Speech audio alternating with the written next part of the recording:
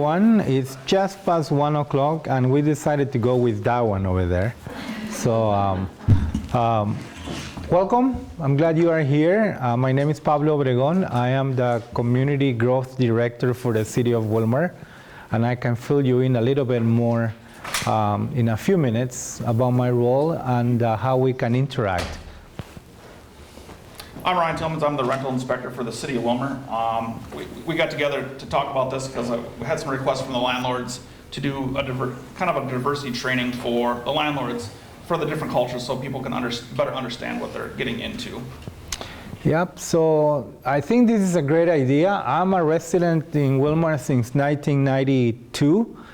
And when I first came to town, of course, I looked for an apartment. And I was able to find one interesting. I had a very good experience as a renter, but the more I started to develop my own profession in those days, I started to realize that as Willmar was changing, there were also some changes that needed to be addressed by the different sectors of the community. One of the changes, of course, it's obvious, that's why you are here. Willmar has changed from very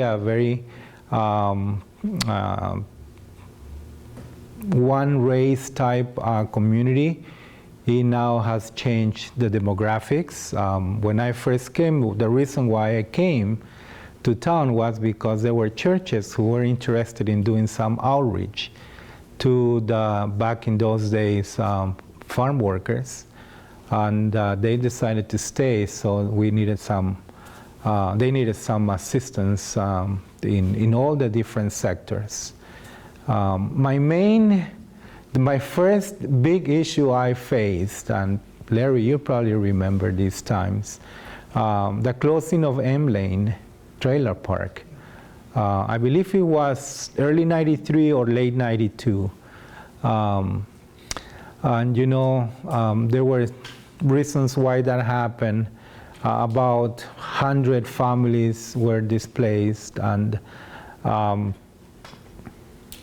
in the big picture, not at the immediate picture, but the big picture, that was a step towards integration and inclusion in the city of Willmar, because there were 100 families put together in that trailer park, and what happened was everybody started to look at different parts of the city, housing spaces for them. So again, the immediate reaction was harsh because of that displacement, but the blessing in the sky after the long term, that is when a lot of integration in the community started to happen. So as part of that, I was active as back in those days, I was serving as a pastor in town. So as a church leader, many of us were invited to help those families in the transition of homes. So I remember sitting down with many families, filling out applications, experiencing rejections from banks and things like that people just didn't have enough credit or bad credit. And so it was a long process. So, and then a few years after some of that got settled and a little more work was done around that, I bought my first house. And again, totally news to me. I understood the language. I knew how to read the forms. So I felt like I was already a little privileged, but still buying a home was a big deal. So we're not talking about buying a home today, but that's part of the housing picture, right? And then so because you also offer leases, and a lot of people, the language is still a barrier, and they don't have that way to communicate. So all those little things sparkling me some interest on making sure that this sector of the community, especially the rental houses and apartments,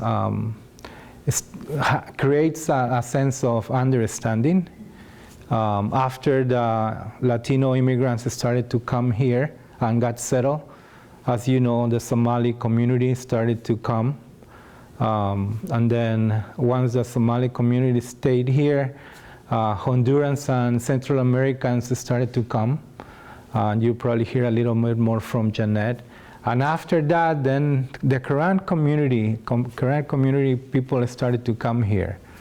And I won't steal their thunder. They probably will tell you why people come here and the reasons. But there is a lot of similarities that I hope you can, will help us understand why they are here, and maybe how you can engage and learn about their culture so that your interactions can be a way for us to understand one another.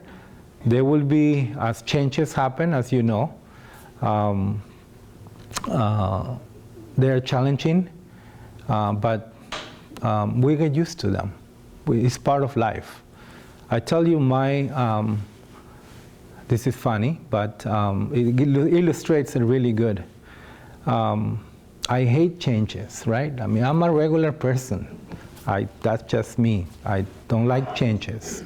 I got better at dealing with it, but when I was 24 years old, I had to get rid of my long hair. It was long. And the person that was a mentor to me said, Pablo, you are going to celebrate your first worship service. Trim it up. And I don't know, I couldn't sleep that night knowing that I had a hair appointment for a haircut the next day. And that to me illustrates that changes are not easy sometimes. And that was a simple one, right? But when we're talking about a community changing, can you imagine all the different factors that happen? And our community has changed in the last 30 years to a point where many of us have just got used to it, but have not equipped ourselves to realize that there is a lot of things that we can learn from one another to both prevent, but also be proactive about potential events or misunderstandings. So once I came to the city of Willmar to work for the city, which is a position that it's allowing the city to be a little more proactive. So spaces like this to invite the different sectors of our community and start developing a sense of understanding, not only on the demographics of racial changes, but how do we become more inclusive? And how can we see equity as part of our regular work? And my goal is not only to keep those two things, equity and inclusion, for our working hours, but also for as part of our daily life, our lifestyle. Those two values are very important, I think, in a human being. So I'm glad you are here. I won't talk too much longer because I want you to hear from our guests today. Our format this afternoon will be, we're going to have the Latino, Hispanic community, Somali community, the Quran community tell you about who they are, not only as an individual, but they're going to talk about their culture, their values, the foods, their spirituality, some customs, some traditions, so that you understand who they are. And then eventually we're going to ask 2-3 questions directed towards housing situations, so that they can tell us how are things done or why things are done in certain ways or some practices. And then you can also start interacting. However, that's kind of the general framing of our time together. But if something pops up as we are presenting, as we are talking, feel free to raise your hand and ask the question at that moment. if it's pertinent to what you are listening to and what you are being told in those moments, so that you don't forget. But also, you can write down your questions, and once there is a time for questions and answers, we'll also be connecting to those questions that you have written. Anything else, Ryan? No, we're good. All right, so why don't we start with Jeanette? We haven't flipped a coin to see who goes first, but... So I've been in the Willmar community since the late 80s, early 90s. I was one of those migrant families that Pablo spoke about. And we migrated from Texas to Minnesota to other states following the crops, and just never really settled anywhere. Eventually we settled in Willmar. We found that this was a great community to raise, or my parents thought it would be a great community to raise their family. We moved around to different schools, so that was really difficult for me growing up. But I've been here since, and I have my own family here. And so Willmar has definitely been a place where I found stability, where I was able to get rooted with my family and raise my daughter and work in my community. I have worked in my community for 20 years, I would say. I was at the Willmar Senior High School as a cultural liaison for about 14 years.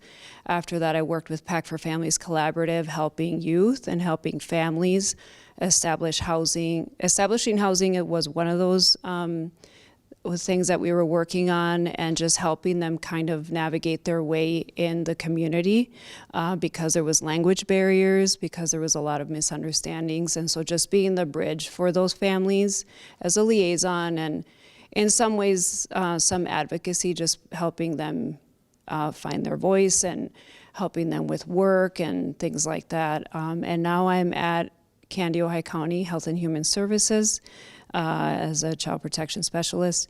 But I know a lot of families here and a lot of Latino families. And so is it okay if I sit down? So I'm just going to talk a little bit about some traditions on the Latino culture. So I hope it's okay. You're okay with me just reading off my notes. So they definitely vary depending on the specific country of origin. I am Mexican American, so I was raised with a lot of Mexican traditions. I grew up in a Catholic home. In our home, it's very family centered. I remember always having family around. We still do. Food is definitely a big part of our culture. We have a lot of frequent gatherings, family members, cousins, aunts, comadres, which are very close people to our families. And some of the food and cooking also plays a central role in the Latino culture. Preparing meals, usually we prepare a large amount of meals because we have family members that come over, kind of stay for a long time, have a lot of conversations, catch up on things that we haven't been able to for a few weeks or so. It's definitely a great way to bond and express the love that we have for each other. Some of our traditional dishes are tamales. Some of you might know about that. Empanadas, frijoles, which is rice and beans, arroz con frijoles. And we also have our religious traditions. Many Latino families, religion is a very big part of the culture.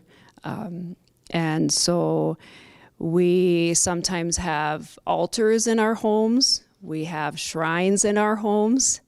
And so if you see any of that, and not everybody, but some of us do have those traditions. And then ceremonies or religious holidays are very significant events in our households. Some of us also have like an altar for the Lady of Guadalupe, which is also very important in some Mexican families. And the home and decor and crafts are, our homes are often decorated with a mix of traditional and modern elements. We have pottery, we have, sometimes you'll see a big picture of like Jesus or Mary.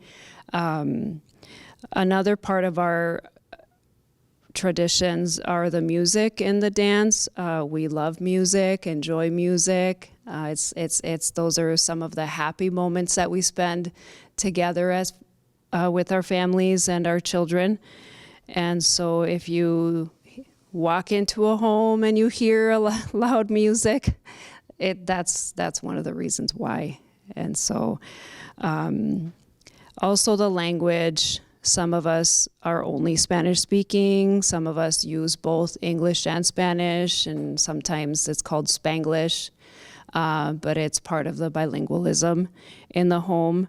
Sometimes you'll see the smaller children interpreting for the parents or the grandmothers or the aunts and uncles, and that's just the way it is sometimes, because there's really nobody else in the home sometimes to help with that. Another thing is we love celebrating, and we have celebrations and festivals, and a lot of those things are surrounded around Christmas. A lot of us celebrate the Christmas Eve. That's when we have our celebrations. We have a lot of food and a lot of families over. Sometimes the family stays for a few days, especially if it's, there's a bad winter storm, things like that. So, and then we also have a very high respect for our elders. We place a very strong emphasis on taking care of our elders, our grandmothers, grandfathers, aunts, and uncles. And sometimes when you go to people's homes, you might see that, and you might see like an elder, and so it's our responsibility to help our elders and take care of them. And so in our household, they come, just like the children, they come first too. And then the hospitality of Latinos, they're known for their very warm and welcoming hospitality. Sometimes we treat our guests like family, so sometimes we'll offer you something to drink or something to eat, and that's just part of the culture, and we're so glad that you came, and so that's why we invite you to share some meals with us. And it's okay if you say no, but you'll still get an invitation. And then sometimes some of the families, Mexican families, celebrate quinceañeras or other milestones. A quinceañera is a young lady going into, she's like a preteen going into being a young lady or a young woman. And so we have very big celebrations around that. So sometimes you'll see a lot of family that's over. We have, it's like a big party for this young lady. And so it's definitely a very exciting celebration for a girl's 15th birthday. And I guess it's very important to note the Latino traditions. They can definitely vary. And there are different countries and regions as well. So I'm only speaking on the Mexican traditions, but there are other Latino cultures from Central America. We share some of the same traditions, but still each one is very unique and have their own traditions. So, anything else? Yeah, so there is about 19 countries that speak Spanish. In Willmar, that I know, there is 16 countries represented of people with a Hispanic Latinx tradition that have made Willmar their home. So, and one more piece before we switch to a different culture. there is this question that I always get: why do people call you guys Hispanic or Latino, right? I mean, what's the difference, and who shall we, or what word shall we use? My immediate reaction, now that I have gotten a little wiser, is call me by name. My name is Pablo, and if you want to talk about Pablo, use my name. Pablo or their friends or his family, or okay. But if you need to have a race being represented, I don't think it makes a difference. The word Hispanic has been used more by people who have been a longer time, especially those that come from Texas, California. The word Hispanic was part of referring to that we are part of the Hispanic arrival of the Christopher Columbus arriving to America, and they brought the Spanish language and so forth. Latinos are used more in the East Coast, New York, Florida. As you can tell, there is more kind of a more Caribbean presence, but also it refers, or the reason why people started to use the term Latino is because, I don't know how many of you know, but the continent of America, the entire continent, not only what you sometimes refer to America being USA, but there is a part of the continent that is called Latin America. That connection, that a lot of people that were Catholics were called Latins, because they understood the Mass in that language. So again, those are historical things that don't make too much differences to us today. People that come from other parts of Latin America many times haven't been labeled Hispanic or Latinos yet. They don't know until they arrive here and we start filling out forms and they ask you to name your race. I was Peruvian all my life until I was 21.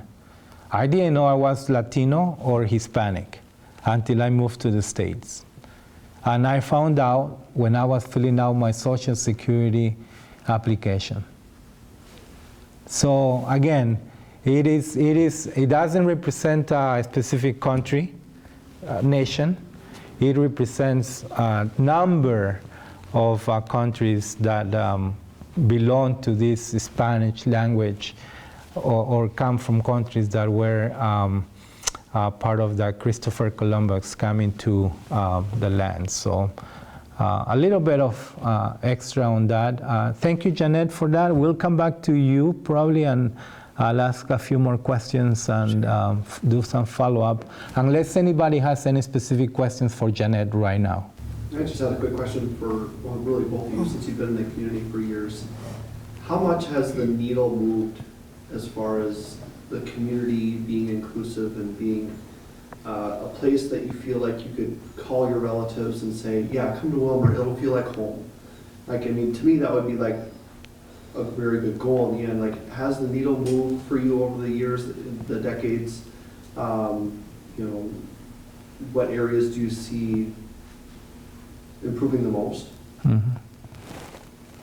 That's a great question. I definitely feel, and I recognize Willmar as my home, and this is a place where I have raised my daughter, and so it's come a long way, and I feel like this is home for me, and I'm here to stay, and I've invited my friends even from Arizona to come out here, and so this is a place where I've seen a lot of positive change too.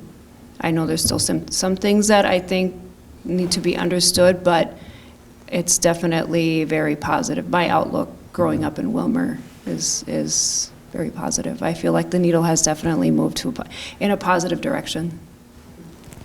Yeah, absolutely, I agree. I think the fact that I have invited my entire family to move here and they came in the middle of winter, so they went right back to where they were coming from. So that didn't help, but they also understand the fact that I have made Willmar my home, and I wouldn't have put my kids through living conditions or in a place where they wouldn't be comfortable or welcome, or that they had a sense of belonging here. To the point that now I don't say anything to my kids. I kick them out. When they finished high school, kicked them out. I didn't, but they went to do their own things, and now my daughter has 2 kids, and she's happy in town. Those are signs that she feels that this is home for her, and I'm glad that she decides that, because now I can spoil my grandkids. But on a more specific way, about the needle movement on being more welcoming and have got inclusivity in us, I think definitely we've seen so many signs of improvements. The fact that now the city has a staff person working on equity and inclusion is one of those signs. So I raise my flag on that, because I think it's important to recognize that. It wasn't something that came out of the sky and things were worked out. It has been a long time since not only the city but other government organizations such as the county and regional areas, we are saying we need to start reflecting what our community looks like in our own staff teams and in our inside of our buildings and things like that. So one of the greatest challenges, and I tell you that they're working hard on this, is that the school system doesn't reflect by the amount of population and the percentages of diversity in the student body. The schools doesn't have enough teachers of color that will reflect, and the kids can be we can see the role models of teachers that look like them, that speak with an accent or speak the language of their parents. So another good example is posters are helpful in other languages, but that's just a visual thing. But now the relationships that we are creating and the kids' sports, there are so many different spaces that diversity and that sense of belonging is being developed. When my son was in 3rd grade, it was almost too late for him to join the basketball traveling team. 3rd grade. Because he didn't know that he was supposed to be signing in 1st grade. And go to these little tryouts and teams, and he loved basketball. So we fought tooth and nail to try to get him into those systems, and eventually my wife and I started to encourage parents to say, hey, once your kids turn into 1st grade, 2nd grade, start seeing what are the teams that they can start participating and going to summer opportunities, part of the rec department and other stuff, traveling teams, because that creates a space for them. And what happened not only to the kids but to the families, some of my best friends throughout high school as a parent were teammates of my son, basketball team, soccer team, tennis team. We hang out together, we carpool, we ate together after the games. We yell at the refs together and all the fun stuff that kind of made us be part of the community. So long answer, but yes, thank you for the question. With that, why don't we move to the current community? Okay, do you want to come here, Chap? Thank you, Janet. Do you want to go back here?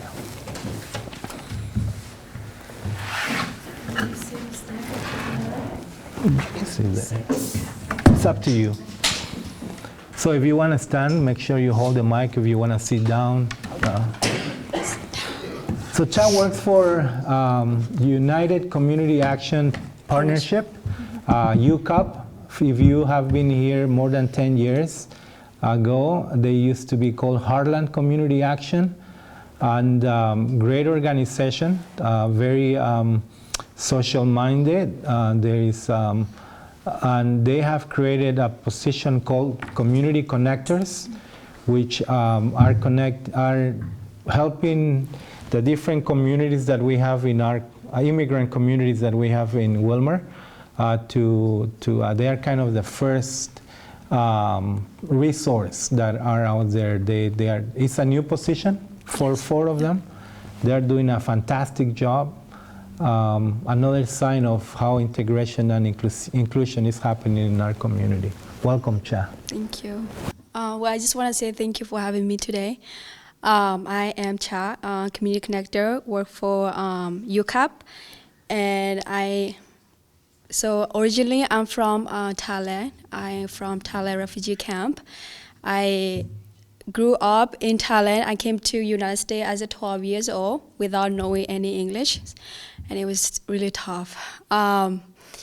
So the reason why we came to United States is because most of the family is because our war is going on in Burma, closest to Burma or Thailand over there. That's why we came here to seek for a better life, educations, employment. So that's why we came here. So I came here with my parents. It was kind of funny, but I was in an airplane because I don't speak any English. I don't know how to say yes or no. I was asking, Mama asked me to ask for water. And so in our language, we say tea.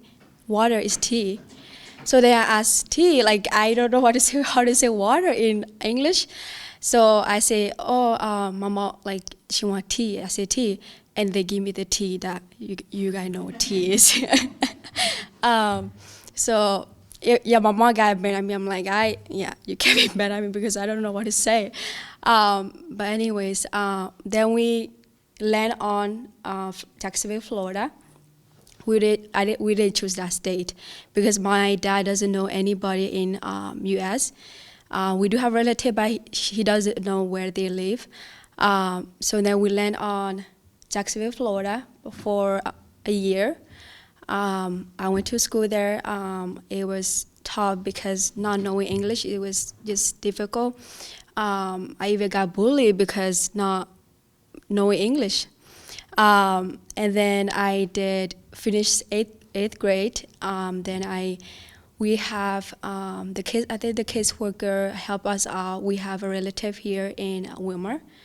And then they contacted my cousins here, and then she was willing to help us out, and then that's what we got here in Willmar. And then ever since we landed on 2014 there, and that's when I realized this is the place where I call home, because it just feel home here in Willmar. I wouldn't want to live in a big city. But yes, and I'm going to talk about a little bit about my culture. Art is like really important to us. Cultures-wise, you might see us like going to the store, going like to the public, wearing our culture clothes. I don't know if you guys see that before, but we wear it mostly to church.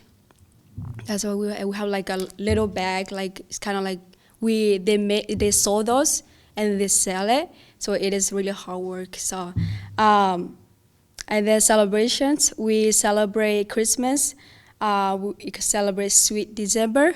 You got my Sweet December is the end of the month of December, like December 31st. Is that the end of the month? December 31st, we call it Sweet December. That's what we celebrate. We will wait all night until 12 a.m.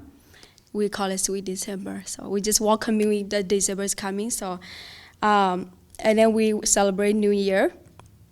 We call Matura. You might not have that. Matura is a celebration. We celebrate that every year. It's just celebrate our very first president over in Burma or Thailand.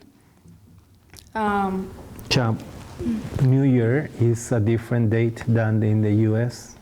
Yes, very different day. Yeah. Right.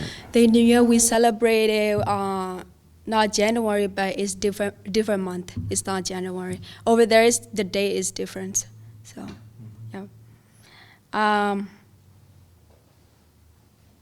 Education-wise, education is very important to our family.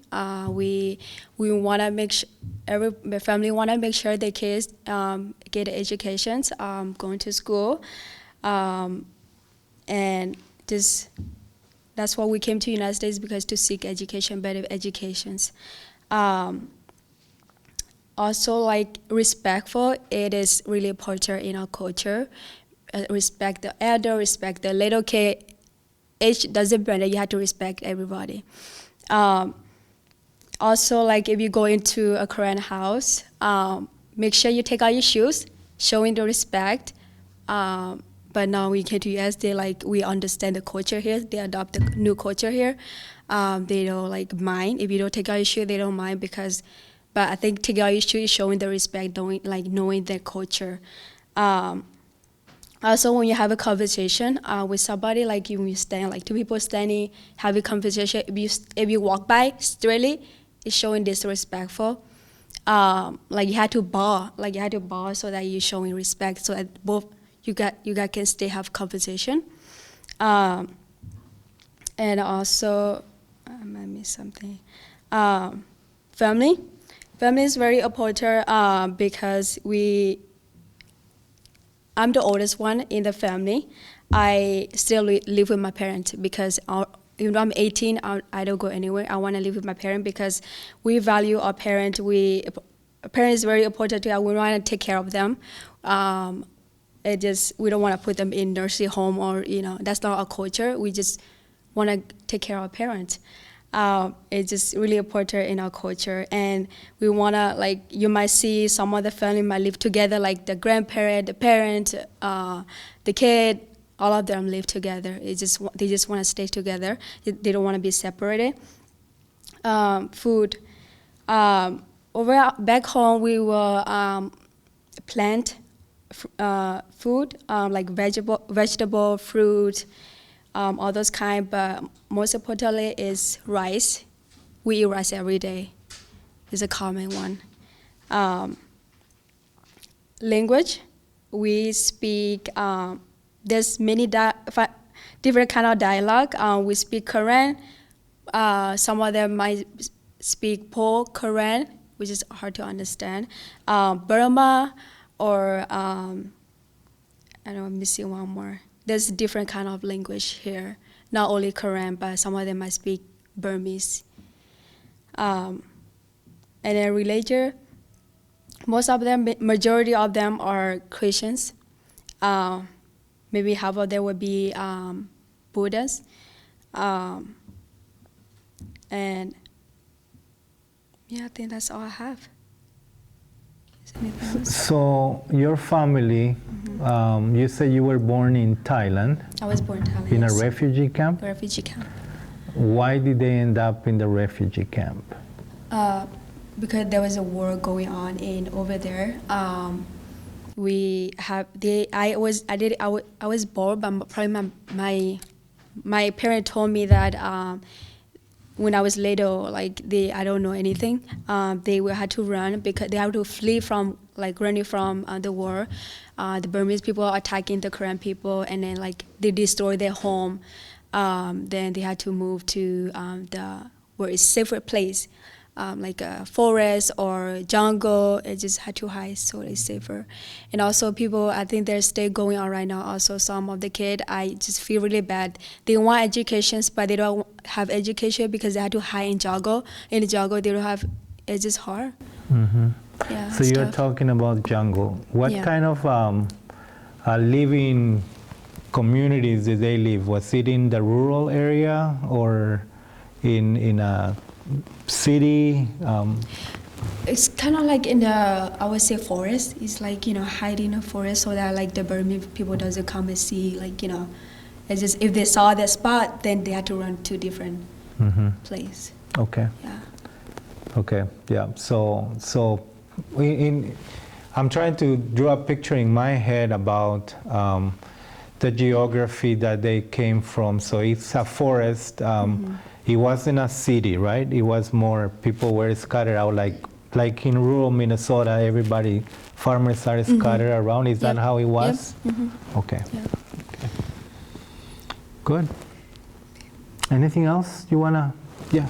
So you said the bowing thing, is that like would shaking hands be appropriate with your culture, or is about maybe better? Shaking. For a landlord, if we just meet, Yeah. agreed? Yep, you guys can shake hand. I totally forgot about that. Yes, you guys can just shake hand. But like when I say having a conversation with like anybody, you have a conversation, and somebody will pass you, without bowing down it is disrespectful. It's just like you just ruin the conversation. Is it or not? So even like if somebody like a white person like would walk by, if I bow, that'd be appropriate? Yep. If you want, like if they're talking, like the family's talking, and you're like, you need to go by, or you can just go by their side. But if you want to go by in front of them, just bow a little bit, bow down, so that you're showing respect. Yeah.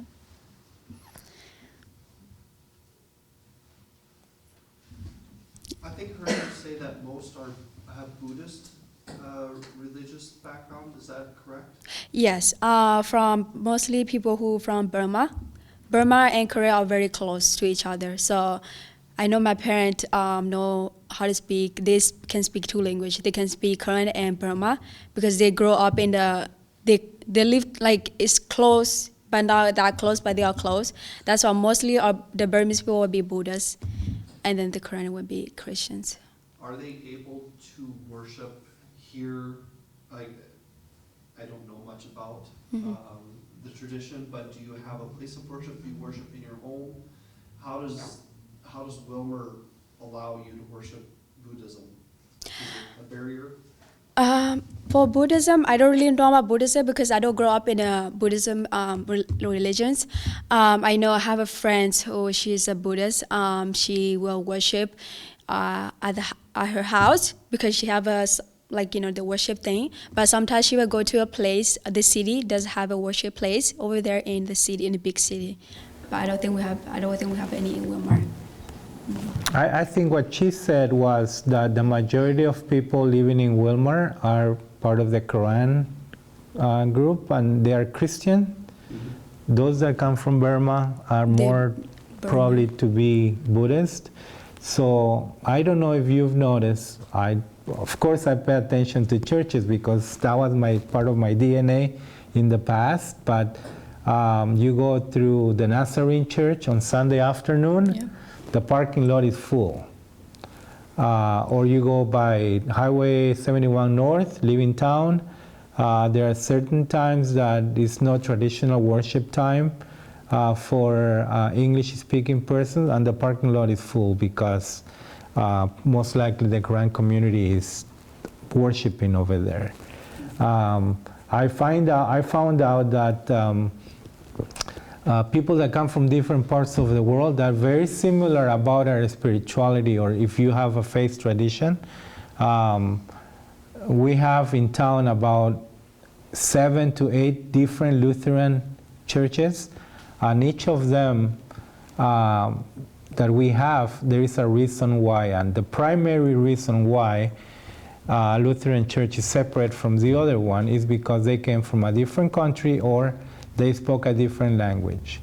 It doesn't have to do too much with the theology or the doctrine, but the majority of the times is because the Norwegians met in one church, other groups met in Vinci, and others at Bethel from a different heritage. So I assume that some of that is happening too with the Quran community in town.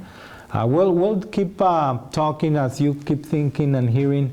Get your questions. I think this is, I've learned a lot from you, Chad. Thank you. And I look forward to keep listening to you in the next few minutes. Fadumo, you grew up, you attended school here. You can come in here, yep. And I understand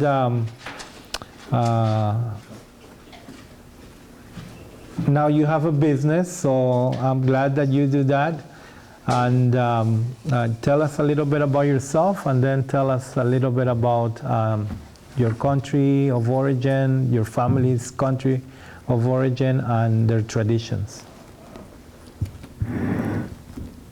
Hi, everybody. Can you guys hear me all right? Yeah, that's. My name is Fidimo Hossein. I came to Willmar from Kenya, Nairobi, when I was 9. I came with my family, my siblings. I have 4 brothers and 2 sisters, including me, 3 girls. When we came to America, we first landed in Minneapolis, not too far out from here. We were fascinated with the lights, the city, how many people, the population, and we were really excited to live in that city, to be honest. But my stepdad lived in Willmar. We were frustrated when on our way to Willmar, seeing how it's so much different from the cities. And we're like, where are we going? So we were thinking we were going to, as a big state as the cities at the time. We were fascinated, like I said.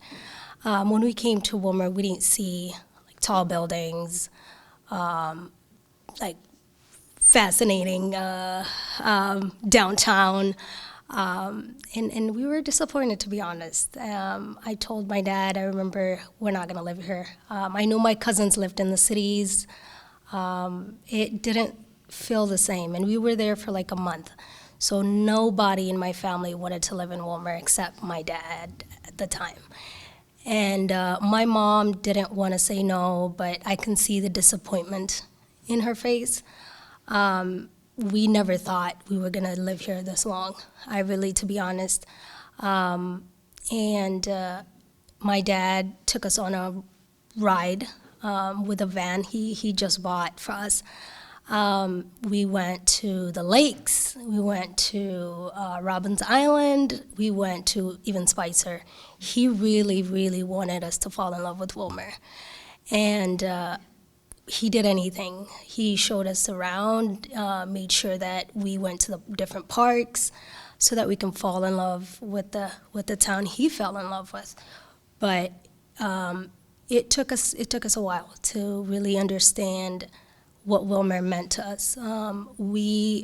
My family have immigrated from Somalia. I wasn't born when the Civil War happened, but I know my family had to flee. My mom had to flee with my dad, birth dad, and it was very difficult. They had to flee from like rape, like murders, killing each other, bombs, and things like that. And then they came to Kenya hoping to get a better life. And when you come on foot, the closest to Somalia would be Mombasa, and that's where I was born. The refugee camps that were set in Mombasa is where me and my older 2 siblings were born. My mom had to learn the language that she didn't even know. She didn't go to school, but my dad at the time was in the military, so he knew how to read a little bit of English. And he was like the kind of a little bit of translator, but at the same time, the country they came to didn't speak English. It was a different language, so that wasn't a lot of a help either. They were scared of, all the immigrants, all the people running to their country, so some of them wanted to protect themselves. I don't know exactly of what happened, but I know that they were not okay with the Somali community coming in and starting a home in Mombasa, so they started a killing and kicking them out during the night. So a lot of families were really scared, and I'm hearing this from my mom, and she came to Nairobi, which is the same country, but it's just a different town. Mombasa is more of like California, so there's like a lot of oceans. It's more of like a vacation. Now it's a vacation place to go.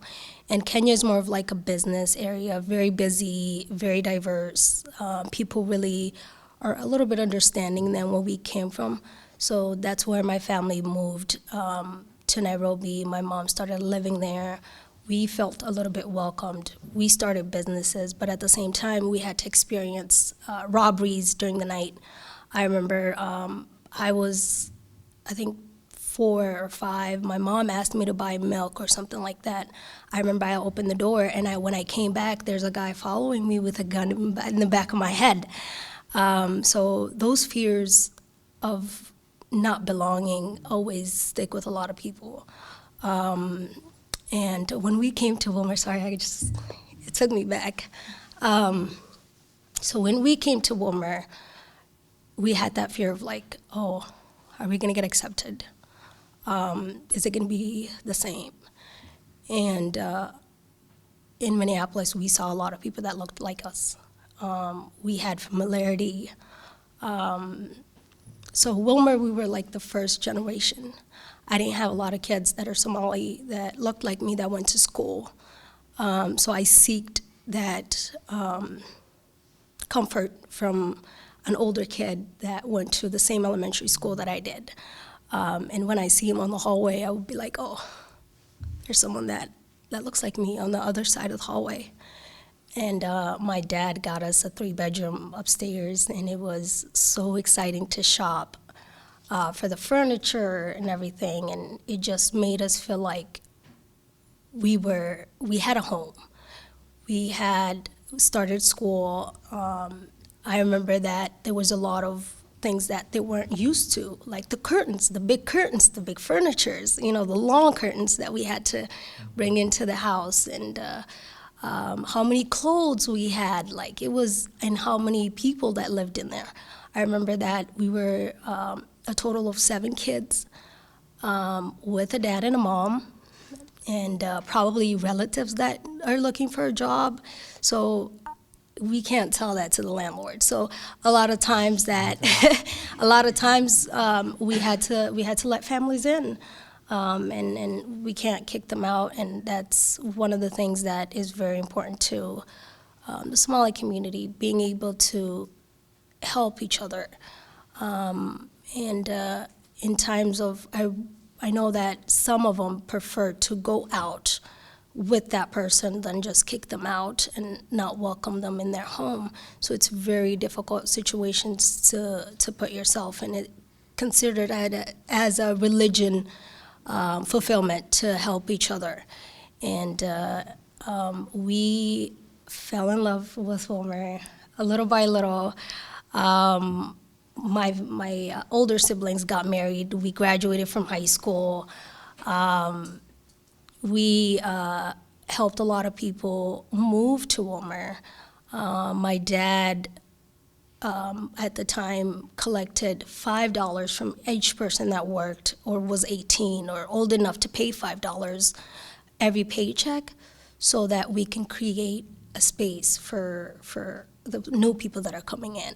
And it started getting very populated. People started coming. Immigrations were rolling in.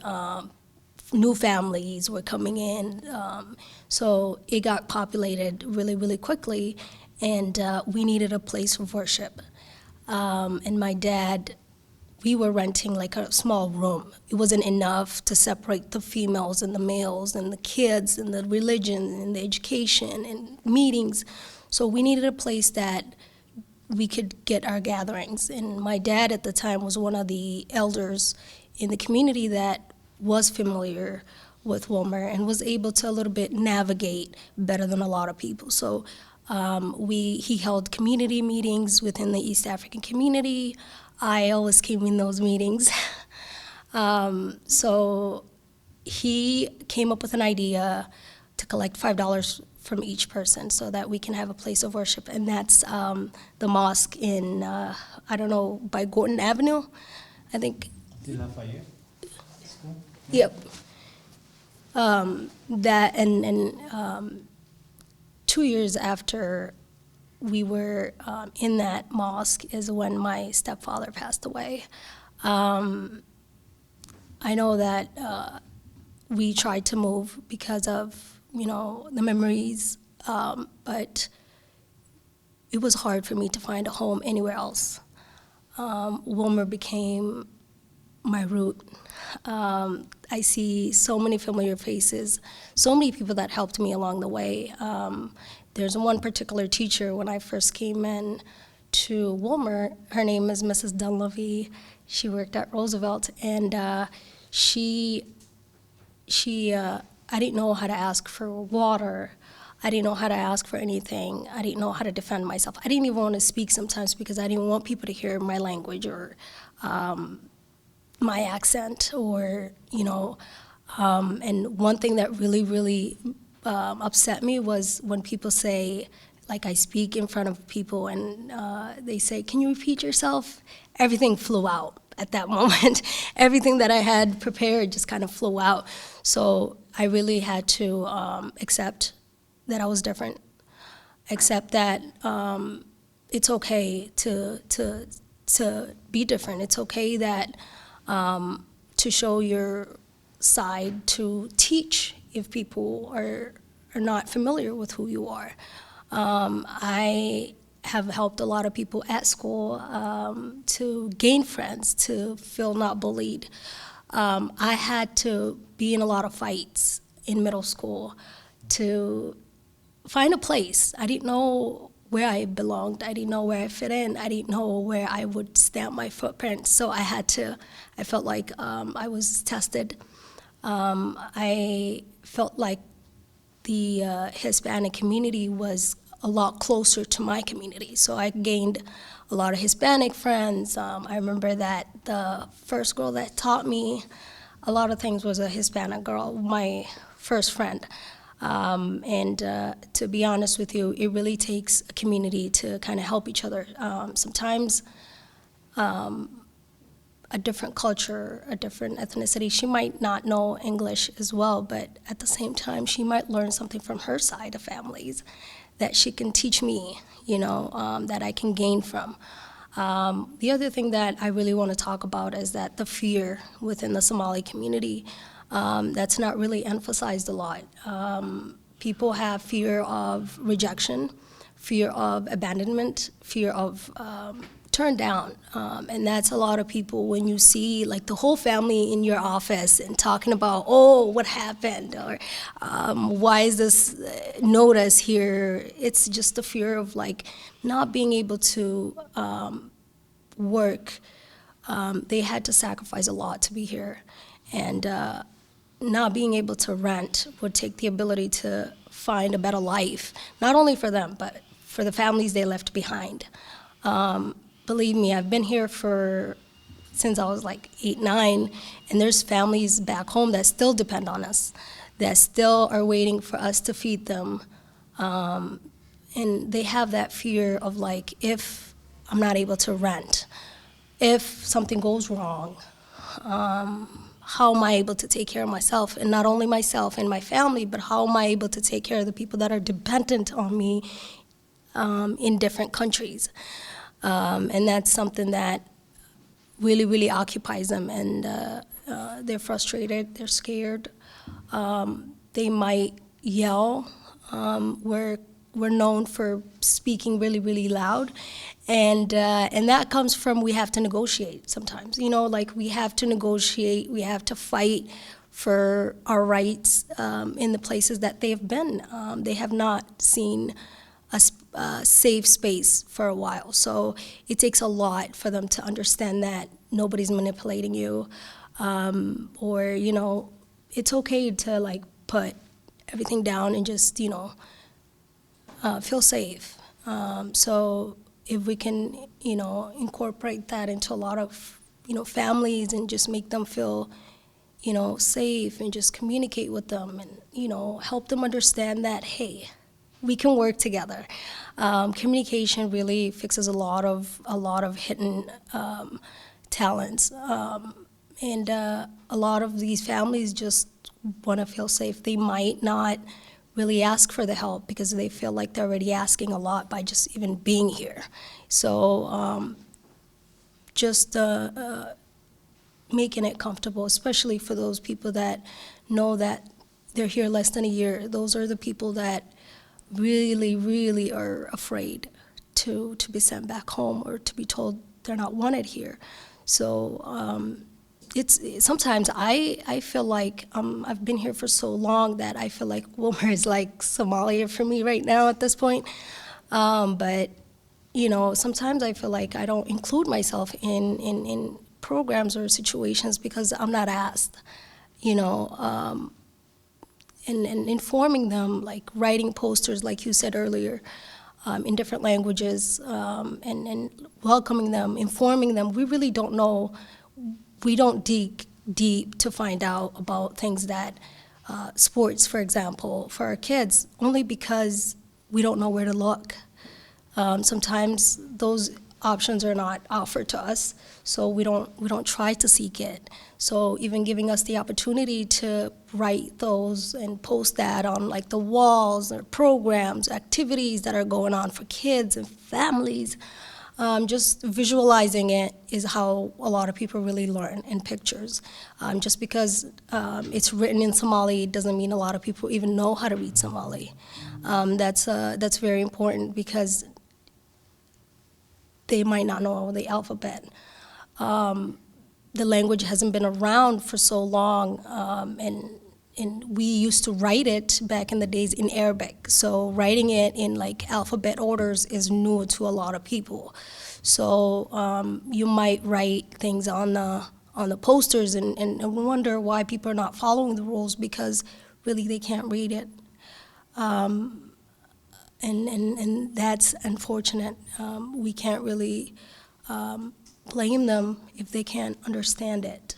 We can't expect them if they can't, you know, read it. So I need you guys to put that in your agendas in the future. If you really want to get a message across, maybe use a lot of pictures, a lot of colorings, so that everybody has access to understand that, even if they can't read. I just wanna say that I learned a lot in Willmar. I grew, and now I'm in a position where I want to give back in my community. I have created, or I've started an interpreting company and translation company that actually, I'm pretty sure now you can understand why I chose interpreting. It's my passion because it's something that I had to struggle with. My accent was something that I hid a lot. I felt like I didn't speak it right. I didn't want to feel an embarrassment. And that journey became something that really taught me a lot.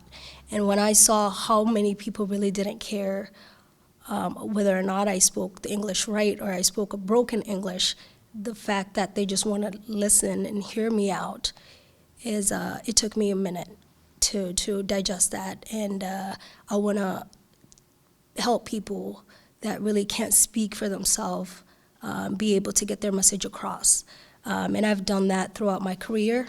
I've worked in the Willmar Public Schools, followed your footsteps, as a liaison, and I work with clinics, Rice Cares. I think they changed the name twice. Central Care now. I worked at Central Care. I worked at so many different places, and I've had opportunities to see different settings, and that's where my idea of interpreting comes from. We offer different languages. We work with Hispanic languages, Karen and Somali, and I see a lot of similarities in all three communities, and I see people that are looking for a change, people that are looking for a better life for their families, people that came here and rescued and risked a lot for the people that they loved, and we can all make Willmar a home for each other if we just accept our differences and appreciate each other for the goodness and things like that. And I love Willmar, even though I really wanted to move for so long.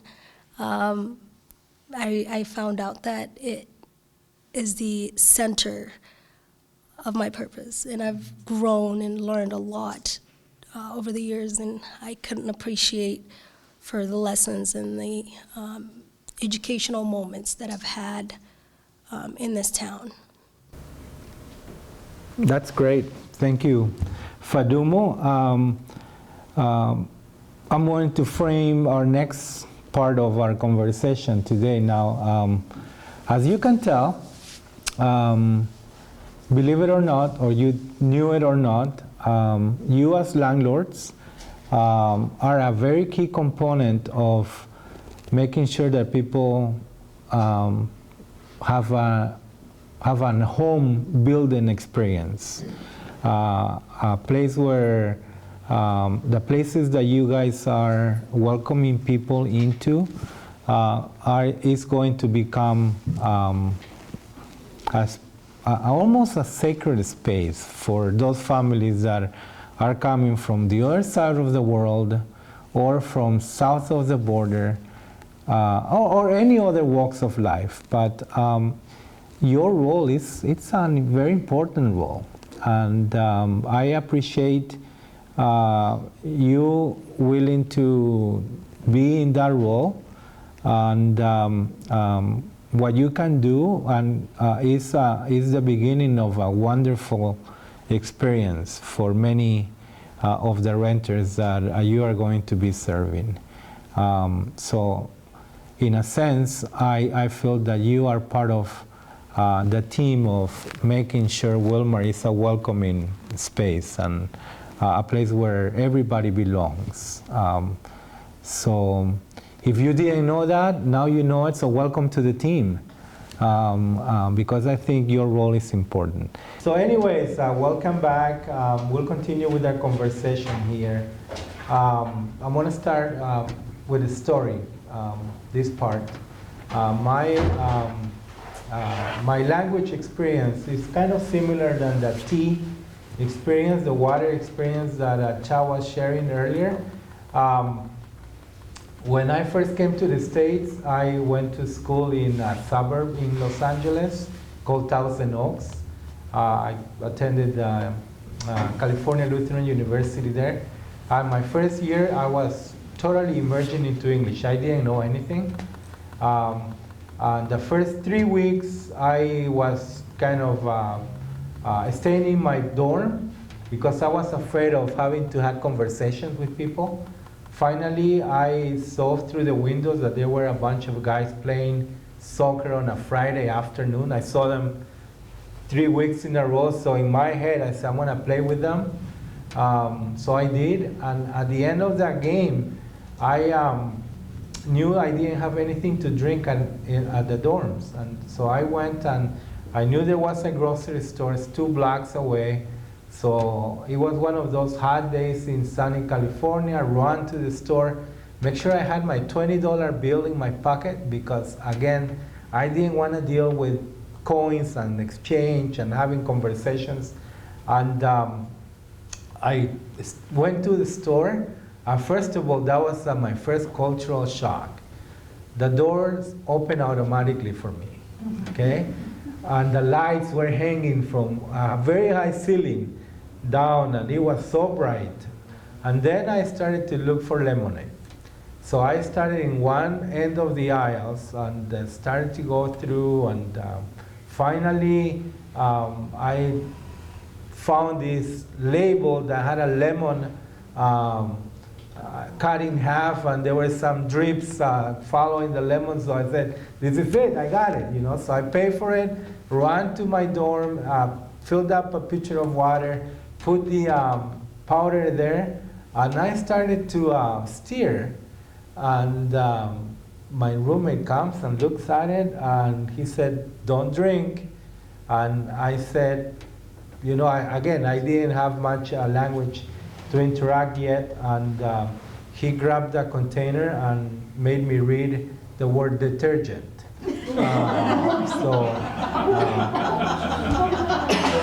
Pablo didn't drink detergent that day. Language is challenging. So I understand that sometimes part of our interactions with your clients, your residents that you are working with, you have challenges. And little kids sometimes come a big help because they are the ones that learn to pick up the language faster. I have a hard time letting those situations happen. It's Pablo, okay? I don't think little kids need to be our interpreters. And if you can find different ways to go beyond that barrier, start looking for other sources of interpreting. I wasn't telling the story because of you, Faduma, but there are now more businesses that will offer interpreting or there will be maybe a high school student that it's not an 8-year-old or a 7-year-old that might be able to interact better with you. Or maybe you want to develop relationship with some of these specific cultures and give them some type of specific summer jobs or some things that will come, that they can help you, and you develop a relationship so that when needs come, maybe they can be part of your team as you deal with the language barriers. That's just one of the barriers that I'm assuming you are facing. But there will be other ones too. Ryan, why don't you ask the next question? I was asking Faduma to talk about her religion and what they do and what goes on with it. Our religion is Islam. We celebrate different holidays. Eid is one of the holidays that we celebrate, and it comes twice a year. So it comes with different expectations, I should say. With the first Eid, which is celebrated, it depends on the moon, it depends on, I don't want to say astrology, but it really does depend on astrology and how the universe works. We can't predict it ahead of time. Usually it's not accurate. 90% of the time it's really not accurate until the night before. So we have people in the Middle East, not personally, but within the Muslim community that look for the moon and tell us when to fast and tell us when not to fast and when Eid comes around. So it's not something that we can plan ahead for. We have expectations for it. We can just prepare our foods or like buy a lot of meals to prepare for the feast for Ramadan, but it's unpredictable. When Ramadan comes around, a lot of families are gathering. That's when we pause everything. If you see a Somali person or a Muslim person, they won't even cuss during that month. They won't say a bad word. They won't gossip. They will literally stay pure during that month for the reason behind it. I'm not really religious, but the reason behind it is to purify our heart, to fast from any negativity, from bad energy, all that. So those are moments to really understand them, because they're not eating for at least 12 hours, if not more sometimes, depending on what time of the month it is. If it's summer, yeah, we're fasting until 9 p.m. sometimes. So from 6 in the morning to 9 p.m., we really don't have energy sometimes. It was really, really hard to go to school during Ramadan. It was really hard to work during Ramadan. It's really hard to like make up those months. Like let's say if you're pregnant and you give birth, you're gonna have to make up the month that you missed. There's no excuses for it. There's no way that you could bypass. I mean, you can commit a sin and not do it, but there's no way that is forgiven unless you're really, really ill and you're a senior and that you're not able to for the rest of your life make that month up. So it's really important that we all do it within those months. So it makes us gather around, put each other on check, make sure that everybody is part of this journey. We cook a lot of foods. Sometimes I remember I was in the kitchen for almost all day. If it's summer, if it's not, I would pre-prepare the night before and make the sambusas after work, which was a lot of people in the kitchen. My family was responsible for many years to feed hundreds of Somali people and Muslim people in the mosques. So it's something that my dad started first year of the mosque, and it became a tradition in our family. So a lot of people came to our house after the mosque, so to do gatherings. And then at night, a lot of people go and gather at the mosque and pray during Ramadan. So you'll see a lot of people leave the parking lots, or like a lot of noises in the hallways, maybe around 9, and then they would come back, eat again, go back again at 3 a.m. for prayers. Come out at 6, and they're fasting already. So it's a really hard month, and we celebrate Eid after that. So a lot of gatherings, a lot of family events, foods, celebrations. So you would see a lot of people come into apartments. You would see families come from different places to come celebrate with their loved ones. We also celebrate like cultural things. That's more of like the religion. We celebrate Happy Independence Day. It would bring in a lot of connections and excitement if you guys incorporate that maybe into your connections with families. When it's Somali Independence Day, people really miss back home. So just, maybe making posters of saying Happy Somali Independence or some things like that would be a lot of inclusivity. When is that celebrated? The day that Somalia got independence from. Is it a certain day of the month, year? Or? It's vague because not a lot of people reported that, but it's considered 19,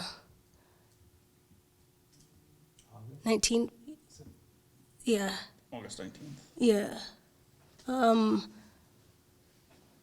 one thing 1965, I think it was. The month and year. Oh yeah. Or the month and the day. Yeah, it's for Somali Independence Day. Yes. July 1st. We celebrated August, I don't know why, but I know that sub-tribe celebrate August. So it's like, we're Somalis. I just want to explain this a little bit different. We're Somali, but we have sub-clans. Those sub-clans have flags. Some of them look identical to the Somali flag. So within those sub-clans, they have celebrated Independence Day from within the Somali community. Like after Great Britain and Europe left, we ruled each other. So we took over each other's states. So we declared independence from each other. So you'll see a lot of flags declaring independent from each other, having their own state and president. So there's celebrations for those Independence Days as well. So there's a lot of Independence Day, depending on the tribe of that community. Does that make sense? I was at Somali Independence Day on July 1st this summer, and then I went to Somali Star on August 16th. And I was buying some samosas for lunch, and I saw on TV there the big screen, and a lot of people, a lot of men watching the screen and clapping, and there was a parade. It was a transmission of another Somali Independence Day celebration. So I had to ask, I think I asked you, why today, and she explained. So thank you for sharing that info. Any other? Yeah. If we were to celebrate one, which one would you? Somali, because we all fall under The the. July 1st. Mhm.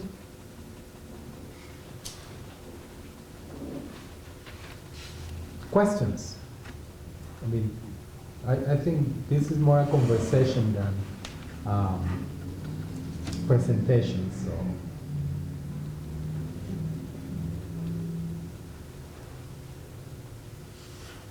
I got some questions in my head that probably will relate to you, so I can start. Well, I hope you guys can throw some questions in too. So we have landlords here.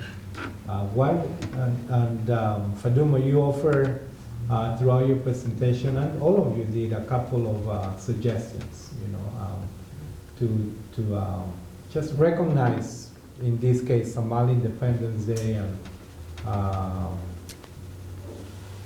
do those type of little practical things. What else is out there for the landlords that you think they need to know about your culture? Yeah, one thing that is very, very, very, very important, and a lot of people would either be afraid to ask or really do ask a lot of the times, is take off your shoes. Have you guys experienced that? Have you ever been to a Somali family and they asked you to take off your shoes? It's no disrespect to either the carpet, like they're not afraid that you're gonna make the carpet messy or anything like that. It comes from purifying away. The carpet is where we pray. Shoes are considered not clean or cleansed.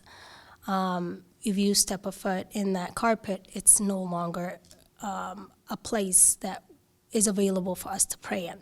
So it needs to go through shampooing and washing and making sure that it's cleansed and pray. So it's a lot of unfortunate for the family to purify that, and they have to pray in the rooms or certain rooms, and just make sure that they let people walk in the living room area and not pray there and just pray in the room. But that's a lot of people, the reasons why a lot of people are asking for people to take off their shoes. And I understand that you mentioned it was a code that that you guys are not supposed to take for landlords. Yeah, if they ask you to take your shoes off, it's actually an OSHA law that if you work, that you're not supposed to remove your shoes for injury purposes. They're just asking your maintenance people to just put covers on their boots or shoes when they go in. And then the other thing is, don't step on their prayer blankets. You'll see them out, and you'll see them laying out. All I ask is just don't step on them. That's another thing of being cleansy and clean. And if they let you come in while they're praying, don't go in front of them. Like, let's say I'm facing this way and I'm praying, don't cross me at all. You can go behind me. Try to see if you can find a way to go behind me. But crossing them on the front, that means you just disconnected, that connection with God.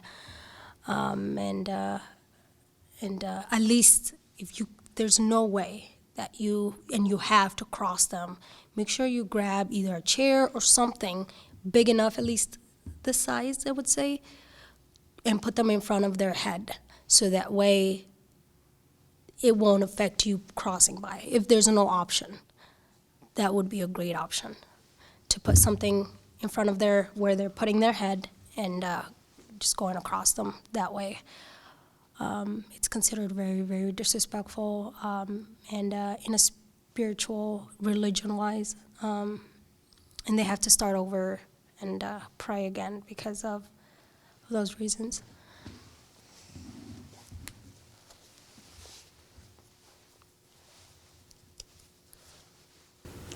Yes. I have a question about physical touch. So a lot of times people are affectionate, they may tap you on the shoulder, shake your hand. Is there anything like even brushing up against a person, like hands, if you're handling paperwork or anything like that? Is there anything that is offensive that we should try to avoid? Yeah, absolutely. If you're a female, it's forbidden to touch a male, and that's religion perspective. And every person is different. Just like Catholics, Buddhism, every religion has people that really are strict and people that have exceptions. So not everybody's the same, but in general, make sure to ask them before you touch them. If it's a female, I don't think she would probably have a problem with you touching her unless it's a personal thing. It has nothing to do with religion, female to female touches, or male to male touches. The only forbidden portion of it is the opposite sex. So if a female touches a male, that breaks, and it's coming from a spiritual perspective, it breaks the wudu, which purity. Before we pray, we wash up. We wash our hands, our face, with water, and for protection reasons, for being able to pray. You can't pray without doing that.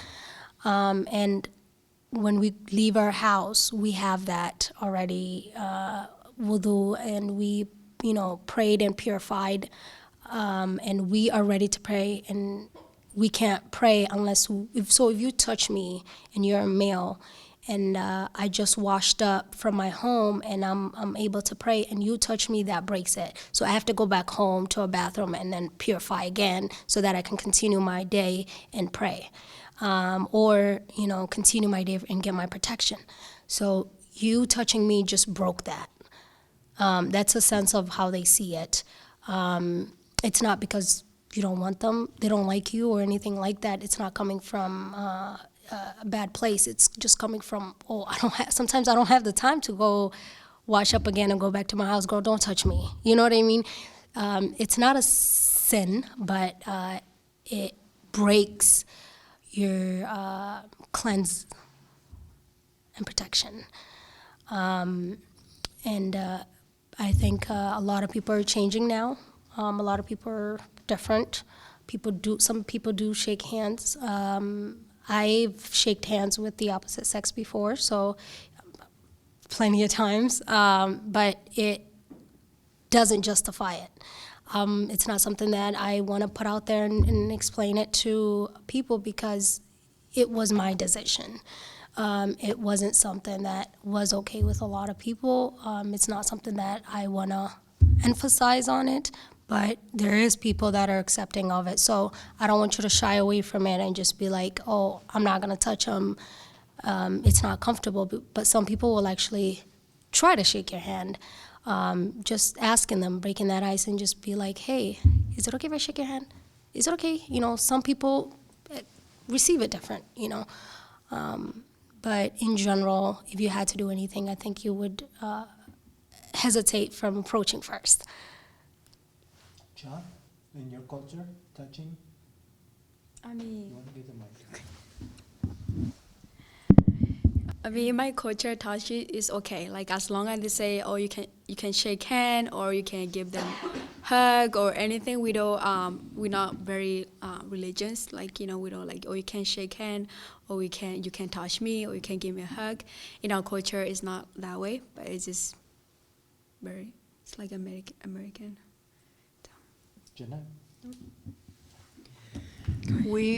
Same thing for us. We're not very, you can shake our hands or you can just put your hand out. There's no restrictions. Some people will greet with a kiss in Yes. our culture I too. was going to say that. Yep. So what we do is we do hug family members or close friends, greet with a kiss, usually just on one cheek, but Yeah, don't take it personal. They don't have a crush on you. No. It's just part of the greeting. yeah, it's just a greeting. Touching, so like, I was explained to me once, I told somebody that I like their hair. So they said I had to touch it because if you compliment it, then you have to touch it. Yes, so that's, okay, Be careful so. what you compliment. Yeah, no, and so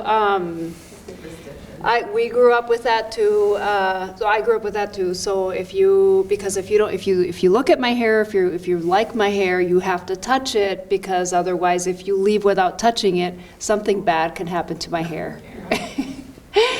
So if you see my daughter and you think she's so beautiful or what you like her eyes, we will probably ask you, oh, just touch her so nothing bad happens to her, because there's something called like evil eye. And so growing up, if there was an adult looking at me as a child and because I was so cute or whatever, and so my mom caught it, she would then take me home, and if there wasn't any touching, just on the head or, the hair, if there was no touching, then I would have to go home and I would have to lie on the bed and my mom would have to cleanse me with an egg. Yeah.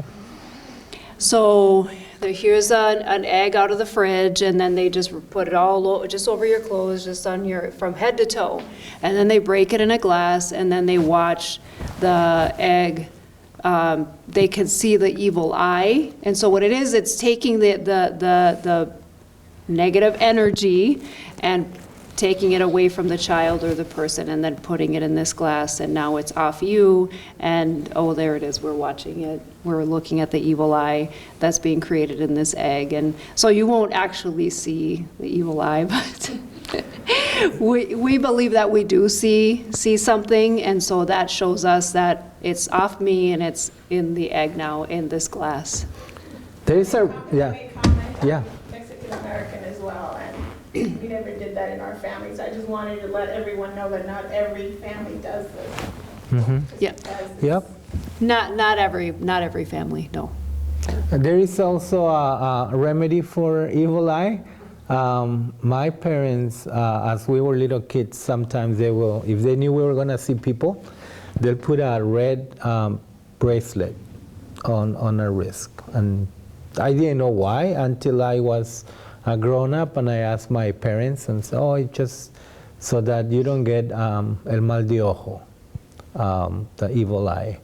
In my family, it was an interesting mix of faith experiences, because my dad was a very Protestant man and didn't believe on some of those traditions or passing the egg around the body, and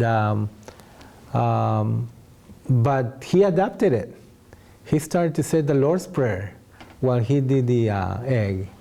In his head, that made it okay, So as human beings try to adapt to the different things, and like you said, not everyone has the same type of superstitions or traditions that are connecting us, but that is why sometimes you have what Janet mentioned, and I think the Quran community has that too, some kind of altars in their homes. There is some presence of spirituality in all of us. You probably have your own ways to express your spirituality at home, and maybe it's not 365 days of the year, but maybe on specific days you pick up a poem, if you're a Christian, on Palm Sunday or something else. If you come from the indigenous communities of these areas, these lands, maybe the dream catcher and things like that. So, what other things do you want to know about the cultures that they represent that might help you in your being a landlord? Yeah. So me and my wife run our business together, and she does all the leasing, and has had some issues, more so with the Somali being them. They don't want to talk with her because she's a woman. Is that a thing? Or not necessarily? Because she's had a few barriers there. They want to talk to me, like you, and they kind of want her to go away. So. My question is it more of like males rather than females? More so because we talk more so with the male. I think they're the ones seeking the property. Yeah. Let me tell you, males are considered as a leader of the household. We don't believe in 50-50. It's the man is in position of leader in the household, in our lives. So you'll see a lot of men handle that, unless now a lot of Somali East African community males are becoming truck drivers and away from home. So you'll see a lot of females now. But in a regular family household, you'll see the man handle a lot of those situations. It's very a dominant role to play. And I can see a lot of men not understanding or accepting females in position. It's a new thing to us. It's a learning progress. In America, we have a lot of females in leadership positions, and it's considered as respectful. Let's say if my husband and wanted to say something to that family, he would not approach the female. He would approach the male. In any circumstances, it would be considered disrespectful to approach the female without the guy's knowledge. So decision making, all that stuff really comes from the male. So it's a change of perspective. So if he sees that female in position, that might trigger the dominant side of him to act like a man, and that could cause him to be dismissive and feel like he could get a better outcome if he spoke with a man one-on-one, like a masculine or like ego. It comes from like an ego perspective. Not everybody's like that. So my wife talked isn't disrespectful, it's more just them wanting to be. Is that a fair assessment? Yeah. She's not disrespecting being in that position. Okay. Disrespectful for her to be the one Dealing. signing the lease, sign the lease. I really think that there's a lot of changes that we can make for our immigrant families. We really want to make them comfortable, but I don't think it would be necessary to change roles just for their preference. I think that it's something that we have to learn our end and accept as well. We have to incorporate some different cultures into our cultures, and just not everything will be according to our needs sometimes, as much as we really want to, but we have to be very realistic. I wouldn't say you need to change anything, but I would say that she would need to be firm and say, hey, I'm here, so you need to learn how to speak to me, and just, be firm about that. But I think that is coming from a lot of not being exposed to female empowerment or seeing females in position, and they just want to be the man sometimes and say, no, that's not. But I don't think it should affect the communication anyway. One of the things that come to mind, I haven't been in that situation before, but one of the things that come to mind is maybe start the first time, or that time that there's going to be that conversation, the interaction between your wife and that gentleman or other men. Maybe you can be present and then give them permission to say, or you give them the heads up and said, next time my wife is going to do this. Just kind of set up the system that you guys are working normally, right? I mean, because she's the one taking care of all of that. She knows it all. Right. I don't. Exactly, but that's just kind of like an entryway, a bit of a cultural negotiation, I call it, where you can diffuse some of that anxiety of the female-male role and things like that not in a spontaneous way, but in a tactical way. So. It's not really a respect crossing scenario, whether it's female talking to everybody. I feel like everybody should deserve a respect. Right. It should not be a male or a female. And it's something that a lot of us have to learn. We have to learn. I know that there's culture and differences, but we have to learn to respect everybody. I would not want to see or be in a position and not be respected, and felt like he wasn't able to speak to me unless there's an issue or a conflict issue. But I think that we have to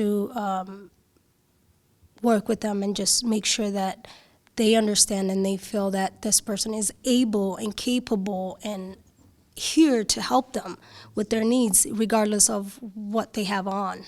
And as much as we want to be accepted and appreciated, we have to accept other people too. I wouldn't want people to not speak to me just because I'm wearing a scarf, just because I'm wearing a hijab or different color.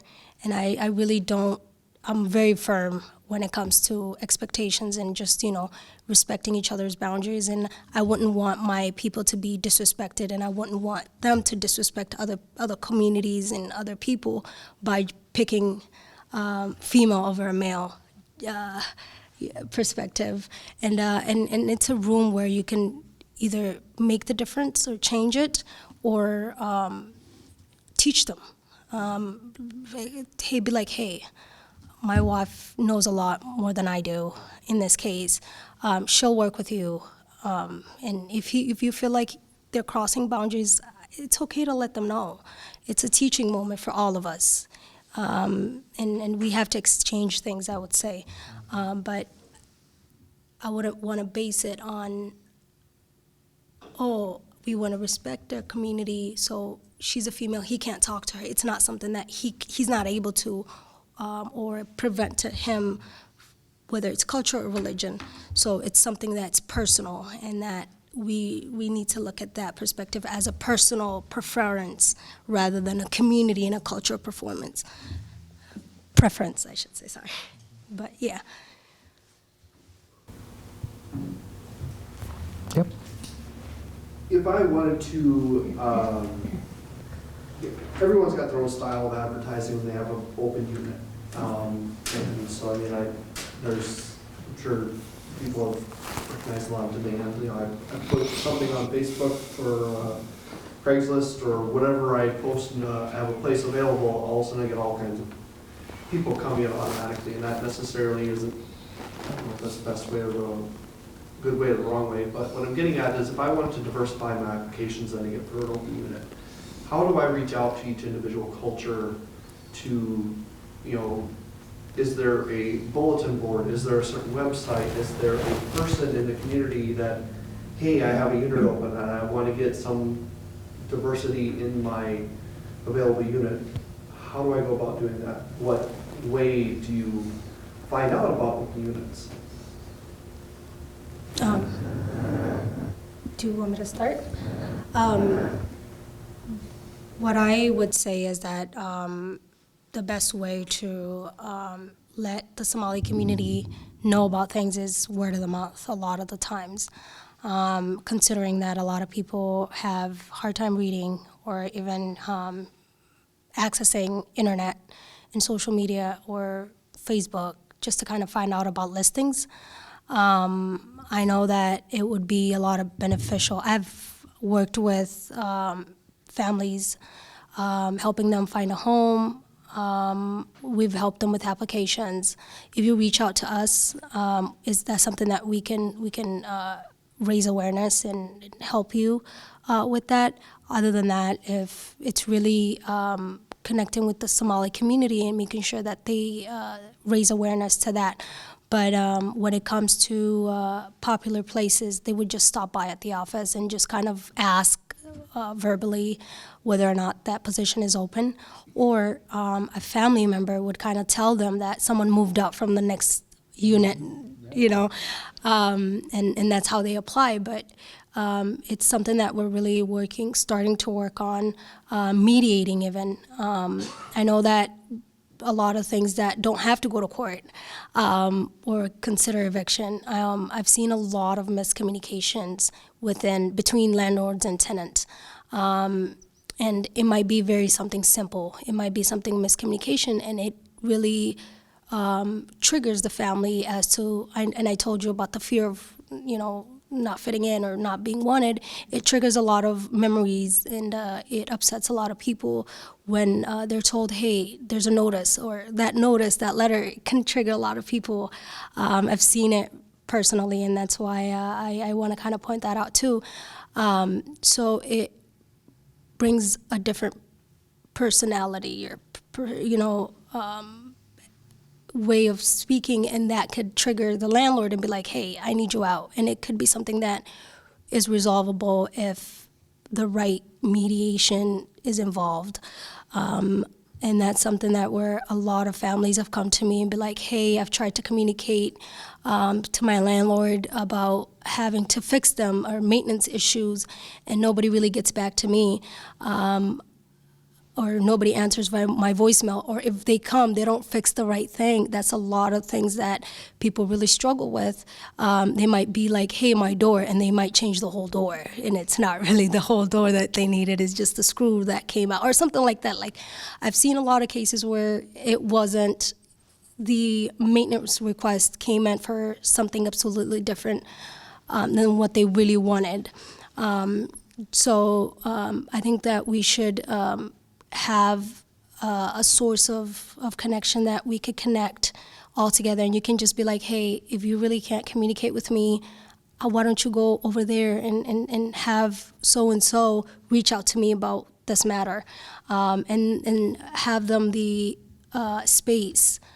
That's what we're working on. Give them that space that they're able to speak to us freely, and that we could communicate or advocate for them if we need to on their behalf.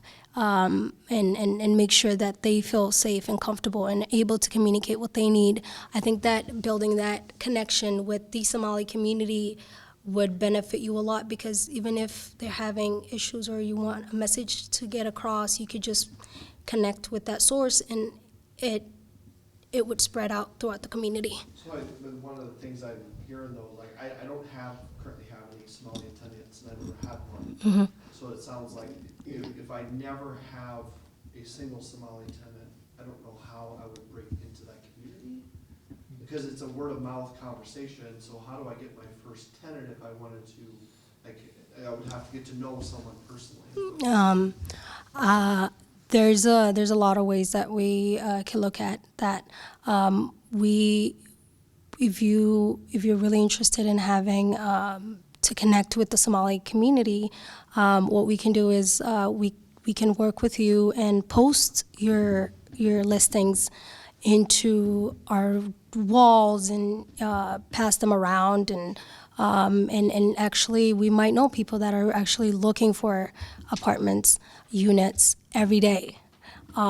So it's a matter of like knowing about it. If we don't know about it, we're not able to share it. So I think if you make posters in different languages, spread them around business areas, people that the East African communities would connect and communicate and gather, we would bring those flyers to those areas and make sure that people are aware of the listing, and then also we can assist in translation of different languages as well. It's more of a follow-up question too, but I mean, as of right now, there is no multicultural posting board for, it's so easy for me to fill a vacant unit right now without putting any effort into it.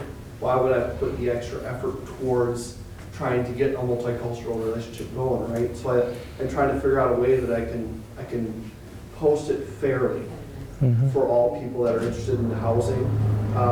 That's maybe a more appropriate way to do it. So like, no matter what community you're part of, you've got a fair chance to apply to that open unit, is maybe my question. And it doesn't sound like there's anything that exists right now. Not from the city perspective, but there is several organizations that are dealing with the housing sector.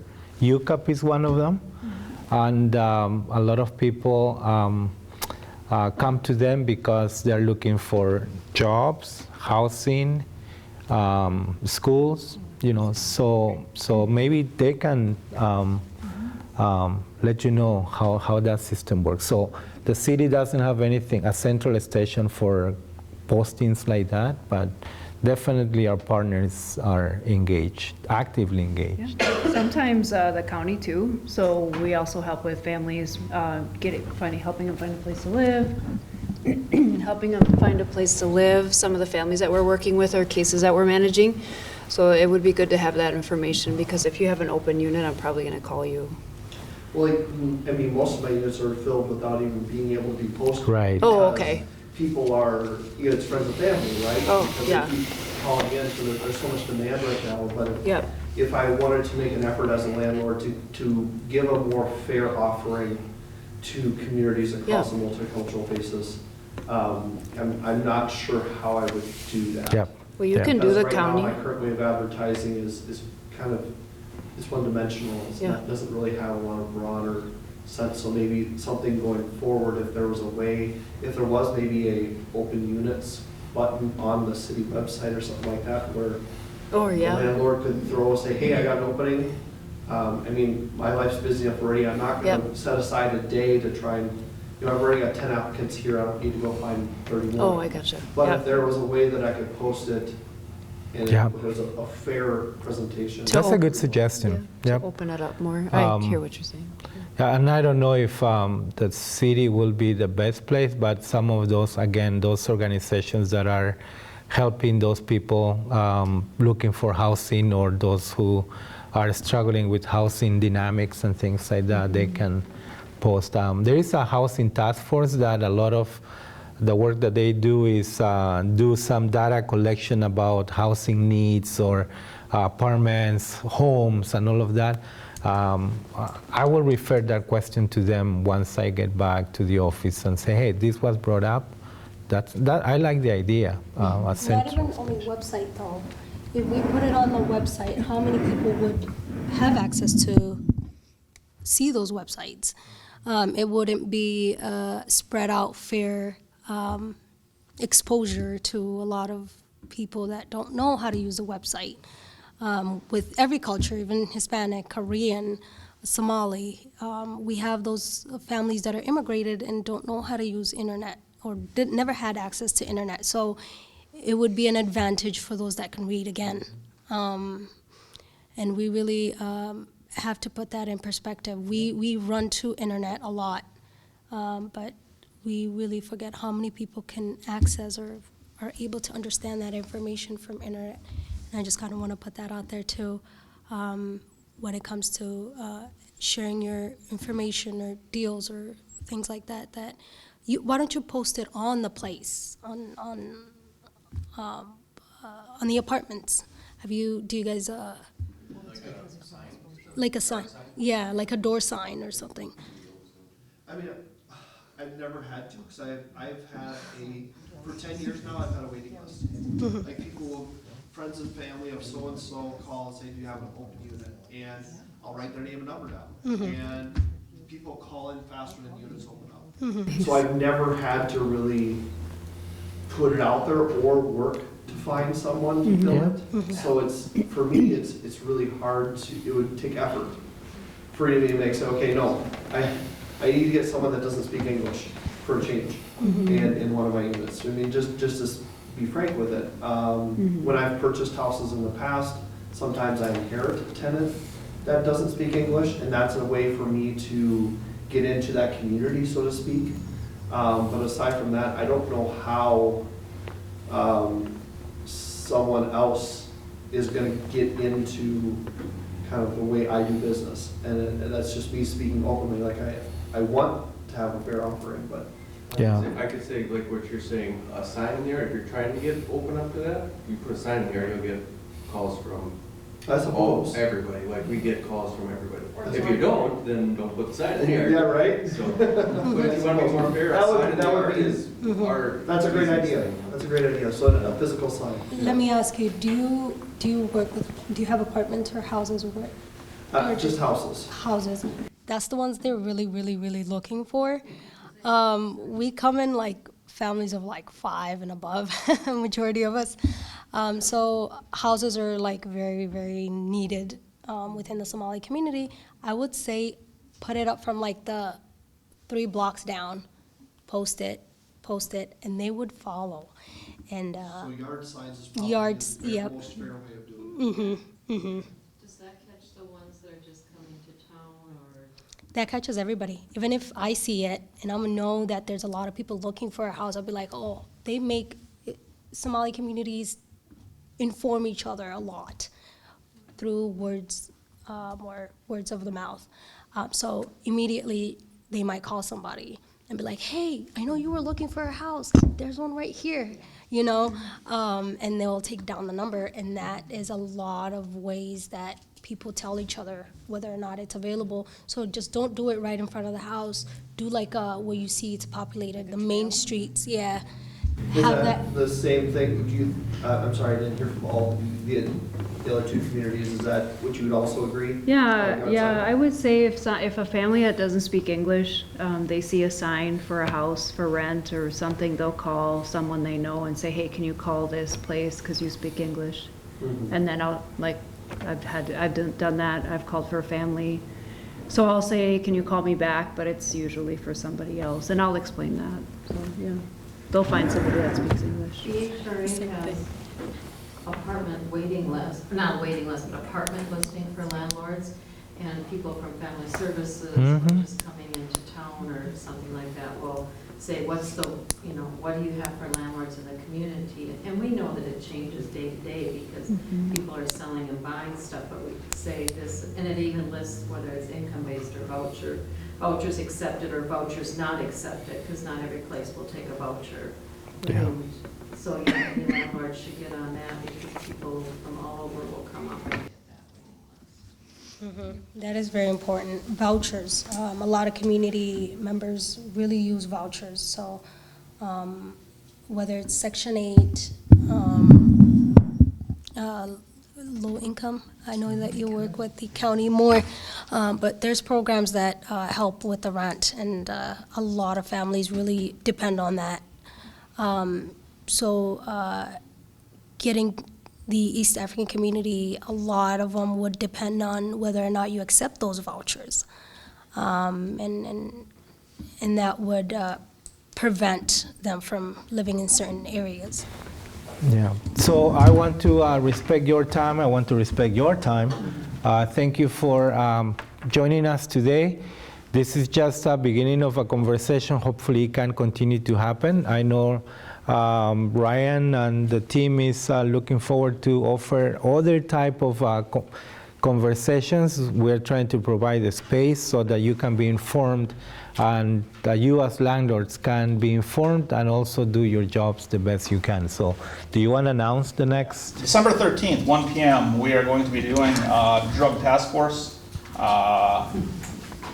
gang task force, and we're going to do on human trafficking. That will be our next one, December 13th, 1 p.m. here at the fire hall.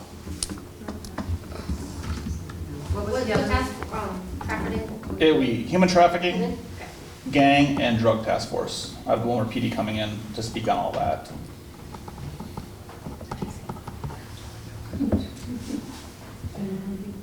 We'll send emails again. Yes. And again, if you have any feedback, any further questions, feel free to reach out. Ryan and I are on the city website. Correct. Fadumo has her own business, which is downtown, where the former integration office was in the corner of 4th, 5th Street, 5th and Benson, Benson.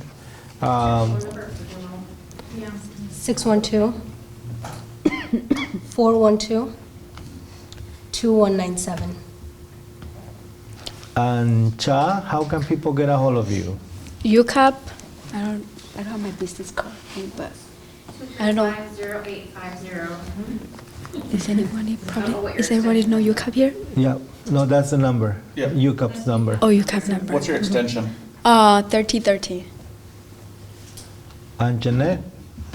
I'm at the county building. 320-231-7800. What did you say? Yeah, 7800, my extension is 2431. Yeah, thank you so much for joining us today.